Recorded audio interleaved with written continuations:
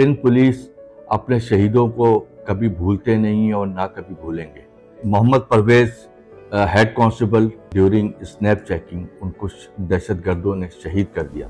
हमने कोशिश ये की कि इस शादी को यादगार बनाने के लिए सिंध पुलिस की तरफ से एक अच्छा कंट्रीब्यूट दिया जाए, बच्ची के लिए या उस फैमिली के लिए यादगार बने। SP Lyari, SDPO Baghdadi, SHO Baghdadi की सरबराही में उनकी बारात को बाकायदा एक प्रोटोकॉल में हम मैरिज हॉल तक लेके गए। महकमा ये तमाम चीज़ें आपके साथ आपकी खुशी में और खुदा न खास्ता कोई गमी होती है तो उसमें ये महकमा, ये अफसरान एक सरबरा की तरह हमेशा आपके साथ मौजूद है।